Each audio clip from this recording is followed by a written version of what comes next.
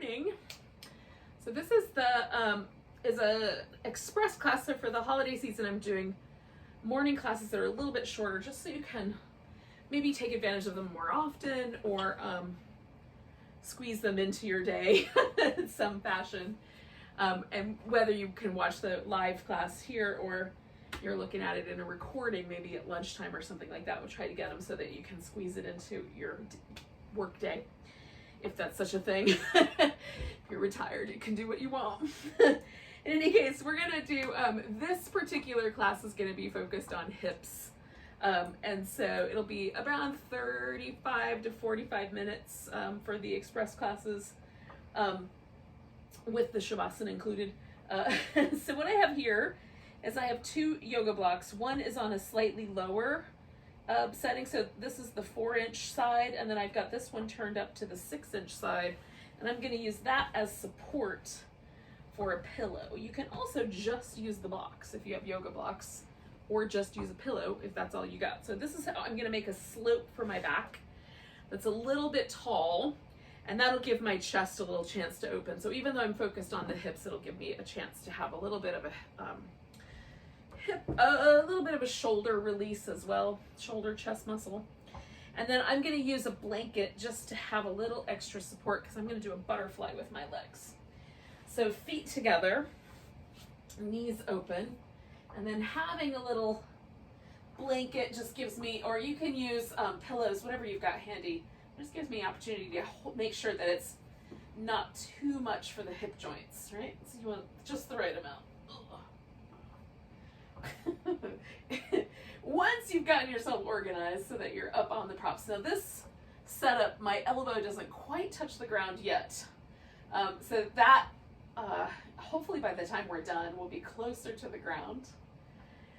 You can also set yourself up, if it's not comfortable to have the arms sort of hanging like that, you can set yourself up so that it's a little lower. Ooh. And then we're just going to pause and breathe. So once you've gotten yourself in your pose, take nice deep breaths, kind of settle in.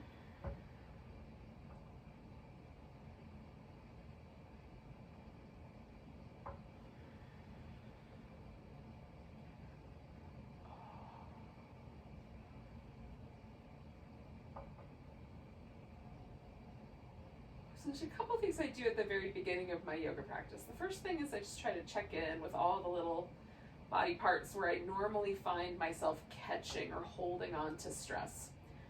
So the shoulders, the muscles around the neck and jaw, and face in general.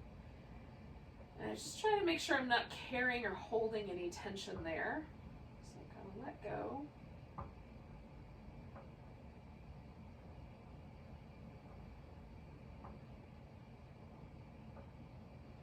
And then after I sort of check in with the muscle, then it's really just all about breathing deeply, smoothly, rhythmically.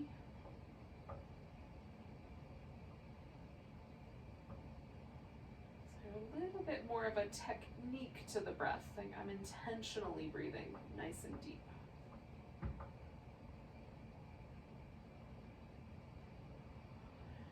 And I just use that process to sort of bring myself to the present moment. Let go of all the other little bits and pieces that we might have, like agendas for later, to-do lists, that sort of thing. Just let go of all of those things for now. And just be present with the body and the breath and the moment that you're in.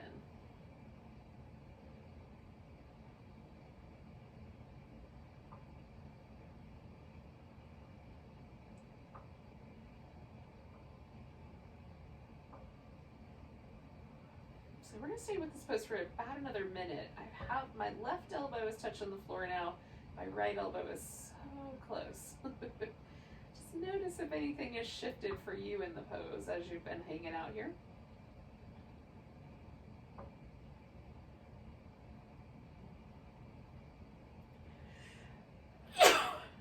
Excuse me.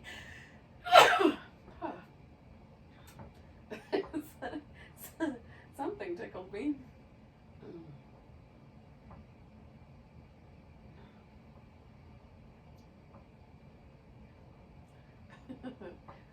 So I'm going to shift this pose. That was a pretty good segue, but in any case, I'm going to bring the knees together first, and then while I'm still up here on this, what's the word I'm looking for? Elevated pillow, I'm going to use the opportunity to do just a little stretch in my triceps. So the back of the arm here can get tight when we have jobs where we hold the arms a little bit forward. So just, if you work on the computer a lot or something along that line, this is a nice little opportunity to just get a little extra space in those muscles. Now, we are going to stay on our back, but I'm going to move the props out from underneath me. So I'm going to set my blanket off to the side, and then I'm going to roll onto one elbow so I can move the pillow and the blocks. All right. And then once I'm back on my back, I'm going to take this little constructive rest position. And we're going to do, this has a little bit of core strengthening to it, but it's largely a hip flexor muscle release. Now, there are a lot of muscles involved in flexing the hip. Some of them are kind of secondary muscles. There's a couple of quadriceps that act in that way. There's a big muscle that lives in the bowl of the pelvis called the iliacus. And the giant, as far as muscles go, pretty big.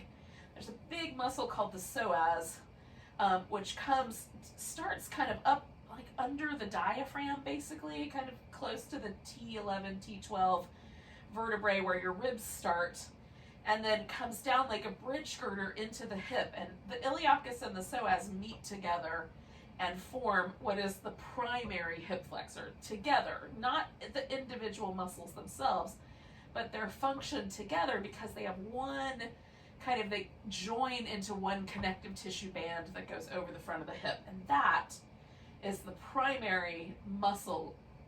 It's technically two, but works as one muscle in relation to flexing the hip. And what we mean by flexing the hip is that the thigh moves closer to the torso, okay, at the hip joint. So this is a release for that. So people who sit a long time can have psoas trickiness, right? It can be tight because it's been held in a flexed position, in a seated position. People who cycle or run can have tight hip flexors because it's the primary, power muscle. It moves the leg towards and away from the torso, so it powers running, cycling, all of those kinds of things. So this is a great release for either people who are super athletic or people who might have jobs where they have to stay a little bit more static in the body. It's good for either of those instances. And so we're going to glide the foot to the best of our ability out, and then we'll pull the leg in, okay? So the gliding out as smooth as you can make it. So if you can work on a carpeted surface or with a sock on, or whatever you might need. Like this yoga mat that I have is really slippery unless it's damp. It's made for hot yoga. So it's kind of perfect for this kind of gliding action. So we're going to start with just that movement. So we're just going to lift the toes on one foot. I'm starting with the right side. Glide the leg out. Kind of feel that point where you can almost feel the muscle stretching up to just above, it's in the back part of your body. It's not in the front part. It's in the back. But kind of below the navel, or above the navel, but behind it. See if you can feel that kind of in that general area. So I'm going to do one more like that. Just glide the leg out and glide the leg back in. Now I'm going to add a little bit of core work to it. So toes pointing straight up, glide the leg out, and then keep the toes up as you pull the knee in and curl up toward it. Now I've got my hands behind my head because a lot of us have a tendency to pull from the neck rather than work from the abdominals, okay? So keep your head pressing back into your hands. Stretch the leg out, toes going straight up. We're going to do 3 each, and then use your abdominals to lift yourself up off the floor. So abdominals help support other functions of the psoas. So when we strengthen them, we help the psoas have opportunities to release. It'll try to do the job of the abs in some instances. So now we're going to rotate the leg to an external rotation. So right toes go to the right, and then I'm going to bring the knee towards my right elbow, okay? So then when I set my leg down, I bring it back to the center, go out, rotate, curl, bring it back, set it down, center it, go out, stretch, feel the stretch, rotate, curl in, and come back. So now we're going to do the internal rotation. So we're going to rotate the right toes to the left, and then as I bring that leg across to the left, I'm going to twist towards it with my left elbow. So straight up and down, stretch, then rotate, then bring the knee across. And one more like that. Straight up and down, stretch, and then rotate, bring the leg across. So now I'm just going to stretch that leg all the way out. I'm not going to lift anymore with my abs, but I am going to just try to release the leg, moving it through the external, internal, centered positions. And then I'm going to glide it back like I did at the very beginning and try to settle for a moment. Now, this is the most important part, which is we just did all this work, but because this muscle is responsible for fight or flight type movements, right? It helps us crouch, it helps us run like crazy, it's responsible for helping us walk on two legs. I mean, all of the things that are sort of inherent to how a human being would run or fight if, you know, presented with danger. All of that is really, these muscles are the ones that do that job. So when we contract them and work them, they tend to hold a little bit of that contraction for a bit. So we hang out for a second, let the hip relax completely, and then just see if there's a difference. Now, if I take my thumbs to the point where the tendon of those two, the iliacus, right, and the psoas come together and they go over the front of my pubic bone. So I don't even have to get that deep, but just right here where my hip flexor and my quads meet, if I stick my thumb there, I can tell a difference because I cannot feel a tendon on the right side, but on the left side, I can almost play this tendon like a guitar string. It is a little more taut, and it lifts up towards the skin, and I can feel it, right? And so I'm gonna see if there's a difference when I do this other side. So what I'm looking for is, does the tendon on the left that I can feel quite dramatically disappear like the one on the right? So it kind of sinks its way back where it belongs. Let's find out. So we're going to start with just the gliding action. Stretch that leg out. Now you may not feel a difference. I definitely do, but you may not, and that's okay too. There's no harm in doing this action. It's good for the hip no matter what. But if you do notice a big dramatic difference, then like I do this almost every day at some point during the day. So if it makes a difference for you, you might want to put this into like a little daily regimen of movement for yourself. Okay, so now I'm going to do the glide out and the curl in. So I did 4 just glides so I could get that stretch going, and then I'm going to glide and curl. And again, I want to make sure I'm doing the curl not from my neck, but from the abs, right?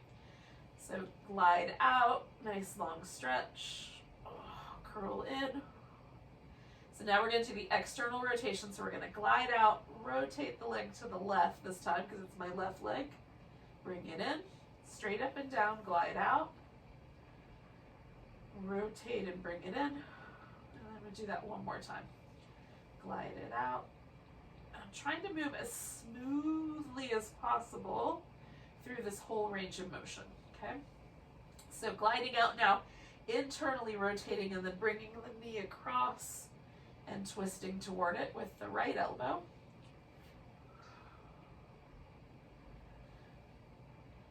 Stretching out. Beautiful. Now, we're going to let that leg go all the way out straight. And again, I'm just going to rotate it through. It can be faster or a little bit slower. This is just an action to sort of release that, feel that stretch one more time, glide the leg in, and then just pause for a second. Try to notice, if you can, that sensation from your body being slightly vigilant to letting go completely. And then just see if there's a difference. Now, I can no longer feel that tendon with my thumb on my left side. If I dig around in there really deep, I'll find it. But it's no longer lifting toward the surface, right? It has disappeared a little bit. And so it's so subtle. It's almost um, really difficult to perceive in the muscle itself. The muscle is so deep in the body. It's underneath all of our internal organs. That it doesn't have a lot of sensory data associated with it. It's got lots of motor neurons, nerves that go to the muscle to tell it to contract, things like that.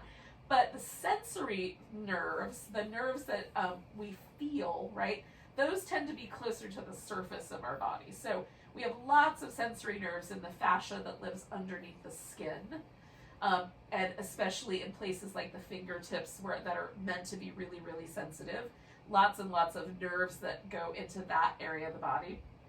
But not as many go deeper in, right? So most of our sensory data comes from the surface. So little things like finding that tendon and noticing if there's a difference can help us know if the yoga poses that we're doing are helping us out or not.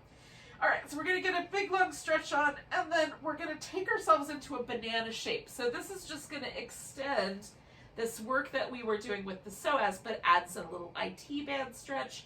So if that's a tricky spot for you, and then we also get a spine movement as well. Now, if you take the outside leg, so I curved to the right, that makes the right side the inside of the curve and the left side the outside of the curve. So if I take my left leg and cross it over my right leg at the ankle and let my left hip stay heavy, for me there's more sensation on that IT band area. If I leave the leg a little loose, it's a little less sensation there. So you can decide whether you want to turn that volume up or down, and then you can do what you want with your arms. I generally keep them up because it extends the stretch in my latissimus dorsi muscle. The latissimus dorsi muscle comes out here to the side. It's a shoulder muscle in many ways. It aids in stabilizing and moving our arm, shoulder, and shoulder. But it attaches way down here at the low back. So by having my arm overhead, I find the stretch there just a little bit deeper. But you can take that out. If for any reason you've got some shoulder dysfunction or there's some tenderness, you can certainly adjust. And we're just going to pause here for like another, let's say, 7 or 8 breaths, so somewhere near a minute.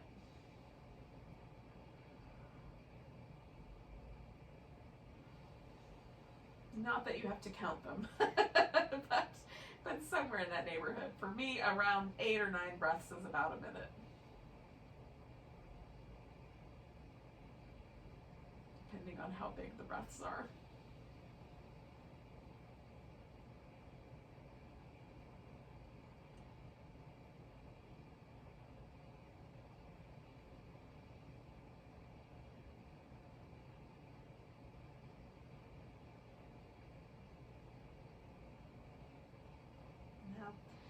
As I'm hanging out here, I've got about 4 or 5 more breaths to go, but as I hang out here, I'm trying to let my left hip get even heavier, right?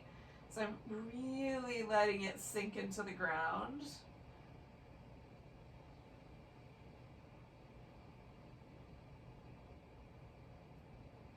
There's a tendency for it to want to roll up off the floor, so I'm just trying to let gravity help me out here. It's nice to use gravity for the power of good. Sometimes I feel like gravity is working against me, but not today. Mostly that's just when I fall down. So we're going to take a couple more deep breaths.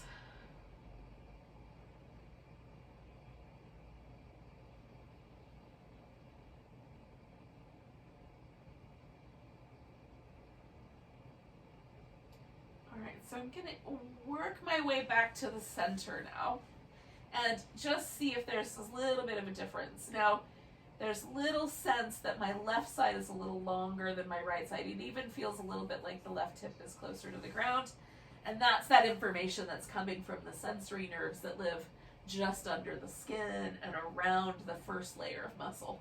So that's kind of cool. I mean, it's not technically true that my leg is not longer on that side, but it is a little bit like the fascia, the connective tissue has had a change. So I am recording that information. Now I'm switching over to the other side. If you're not quite ready for that, don't do it yet. And I'm, again, experimenting with like where I want that arm. And do I want more or less around my leg or the outer part of my hip? And then we're just letting ourselves get heavy. So we've done a couple of things so far. We've done a little bit of work for our inner thigh because with the butterfly pose, and then we've done some work for our iliopsoas, which is the primary muscle that moves the hip.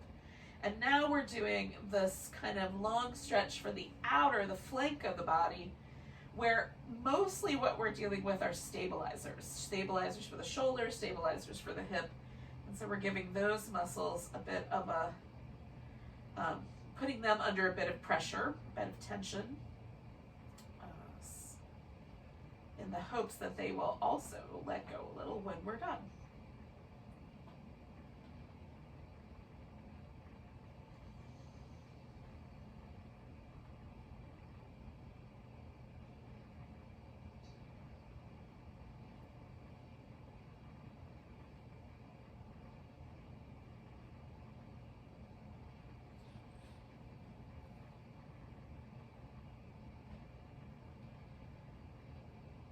Stay for about 4 or 5 more breaths.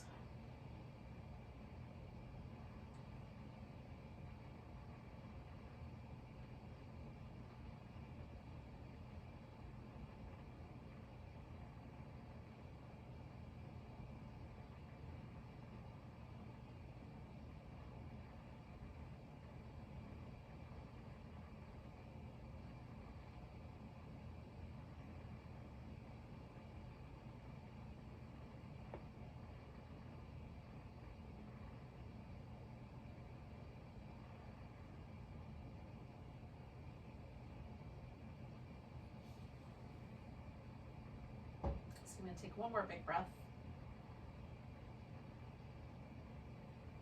And then I'm going to come on back to the center and see how I did.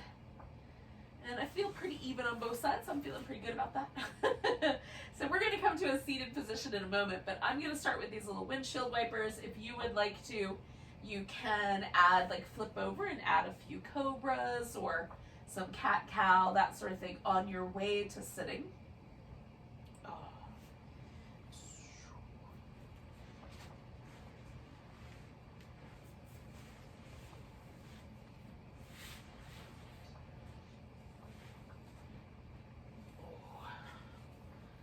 Sometimes some little movements feel nice.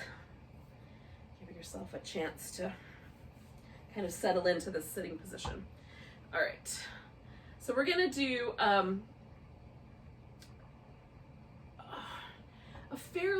can be a fairly intense version of this. So if you want to, you can return to your back for the reclining version of what we're about to do. So we're gonna take the legs and see if we can get the 2 knees to stack up on top of each other. Now, in order to pull this off, I need a block because I have to sit up a little taller. Sometimes I find it more comfortable to sit on 2 blocks because one might not be quite a wide enough seat, but I'm gonna see if I can get away with 1.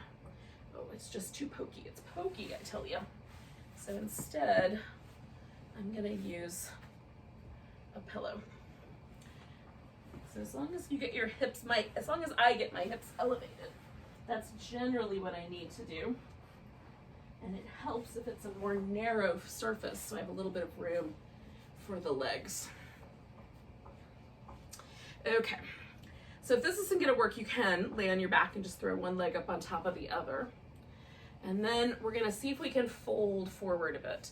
Now, folding forward for me does increase the amount of sensation here. And so I might decide that I want to back off, sit up a little taller. You can lean a little to the side instead of folding forward, sort of change it up that way a bit. So I'm aiming for this outer hip, and I'm just modifying things so that it works for me. It's much more comfortable for me to do this as like stacking my shins than to stack the knees. But every now and then it's good to do something that's not quite the most comfortable version. Like a little, push yourself a little bit. Just make sure that there's no pain in your joints. That would be tricky.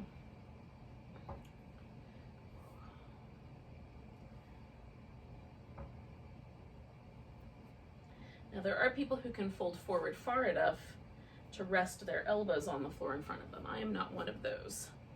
So I am attempting here to give myself an arm rest with a block. So we're gonna hold this pose for about 4 more breaths.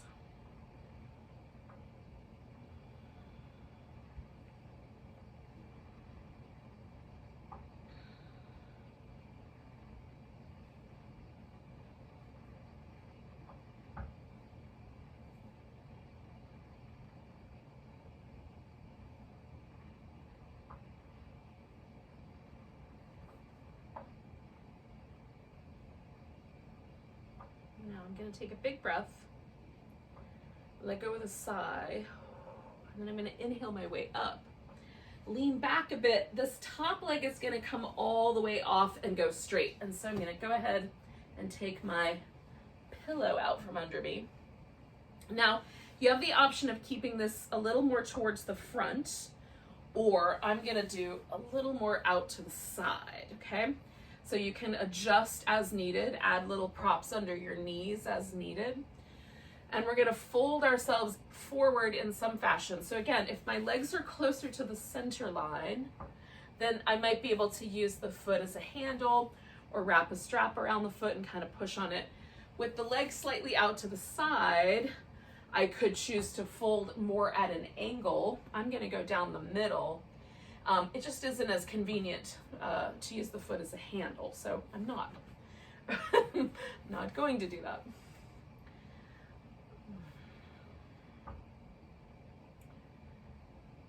And you can activate the legs. So I've got my toes turned up. I'm kind of activating my quads a bit. I might make some little adjustments here and there. Just creating a little bit more action in this pose. If I were doing a yin class like we did earlier in the week, I would be more relaxed here. So this is, I can, with a class that's a little bit more on the gentle end of the spectrum, I can be a little more active with the muscle. Just a different approach to the practice. See if there's a difference in the way you experience the pose. So we're gonna do 2 more breaths here.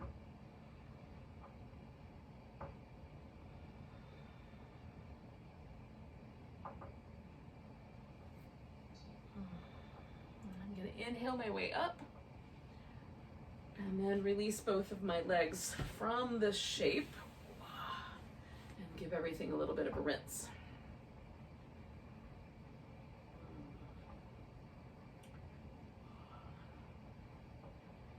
Okay, so we're gonna do the same thing, but on the other side. So I'm gonna put my right leg on top. Last time I had my left leg up on top.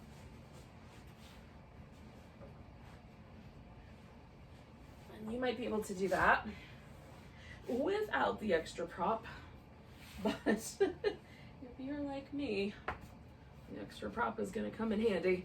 So I slide right to the edge of the pillow, or if I were using a block, to the edge of the block, and then stack my knees as close as I can, and then I'm going to see if I can fold myself forward here a little bit. This side's a little tighter than the other side, so I'm not going to get as far. And again, so I want to try to let myself relax. Now that I'm here, I'm going to try to relax as best I can all the little peripheral muscles. There's definitely going to be a little more of a sense of intensity around my outer hip for sure. But the shoulders and the neck can relax. Theoretically.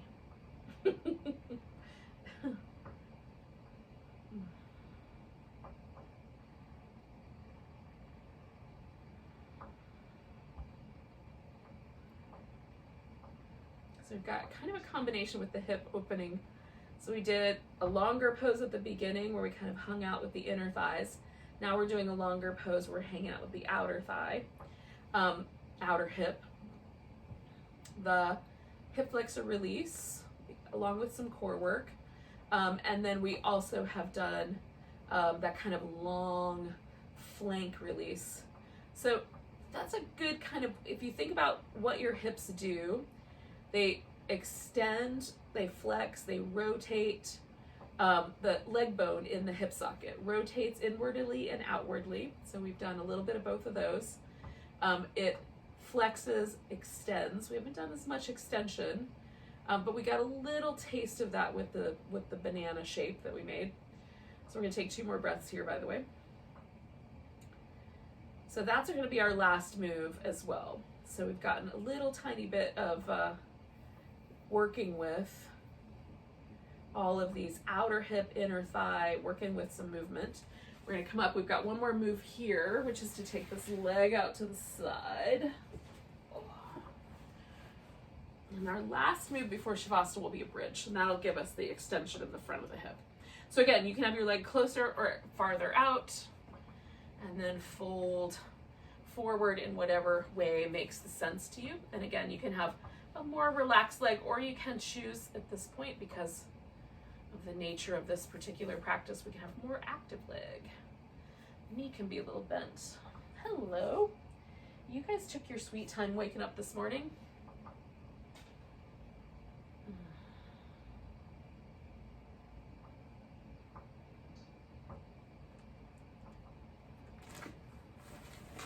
Whoops. That might have been off camera, but there was a bit of a clumsy Barrett moment, which is cute.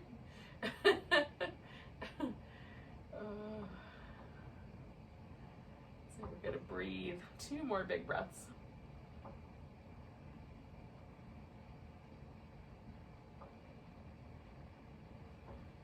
right, so then I'm gonna inhale my way up, and I'll give myself a chance to kind of rinse the legs. Now you can do the bridge pose as either a pose that you hold and use a lot of muscle to do.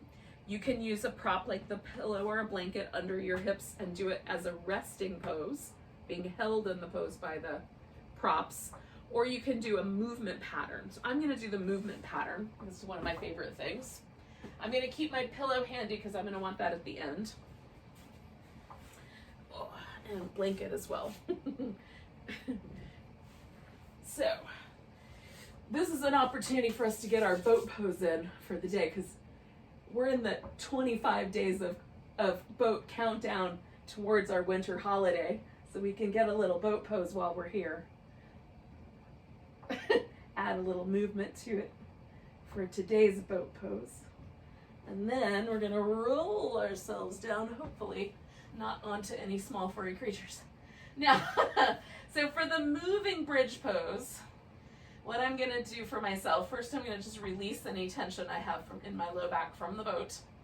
And then I'm gonna lift my hips up and then bring them back down. My mat is a little bit slippery, so I'm gonna get the grippier part under my feet so I have a little more stability here.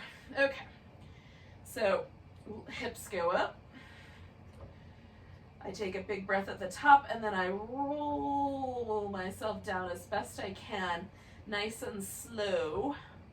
So I go up and down, just like that. It's called Dvipadapitham. It's a movement pattern using both feet as the anchor. Hence the Dvipada. Dvi is 2, and pada means foot. And for some reason, my hamstrings are cramping up, so I'm just gonna have to release those in between rounds. But if you're not having that issue, then you can just lift and then come down. And I try to come down nice and slow so that I go up and then come down with kind of a rhythm, right? I might take a nice breath at the top of that lift. And then exhale my way down. So I'm going to do that one more time. I'm going to get, as best I can, the front of my hip just as wide as it'll go. And then come on down nice and slow. Oh. Alrighty. Give yourself a big stretch when you're done with your bridge. Now, if you're hanging out with your bridge, you can stay a little bit longer. I'm gonna go ahead and transition myself into a Shavasana here, since we are doing a bit more of the express versions. Well, I don't know if I'm gonna get this blanket because there's a small person inside, so we'll just go with this part. My blanket has been commandeered. So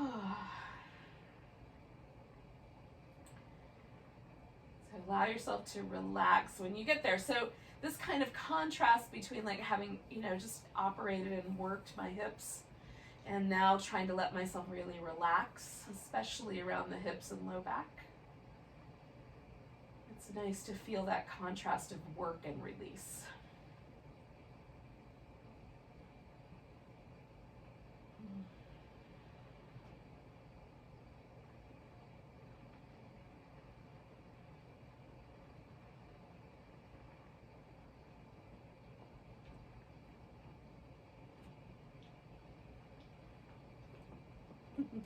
Ferrets have left. I can use the blanket.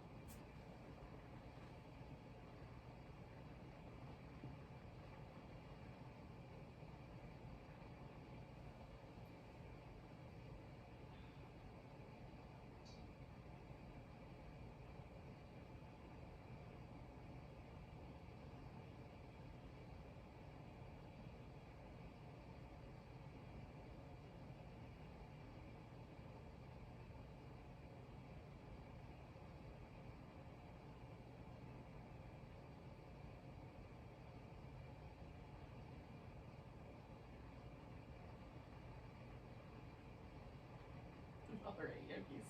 So we're going to take a moment just to notice the breath again.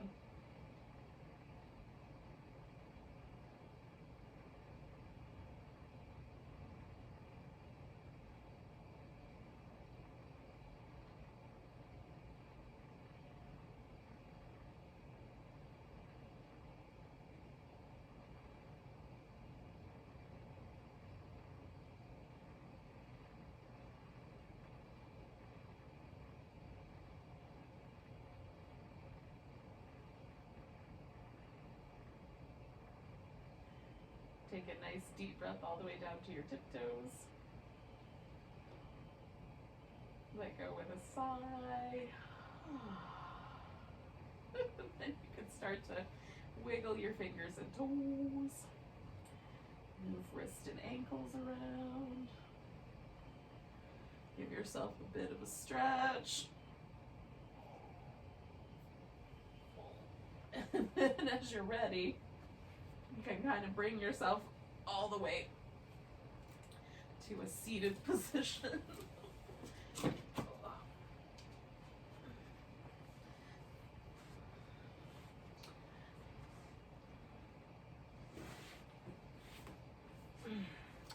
So thank you for joining me for some express yoga, even if it did get interrupted by small furry creatures, for me anyway. Take a nice big breath and a big sigh. Namaste, yogis. Thank you for joining me.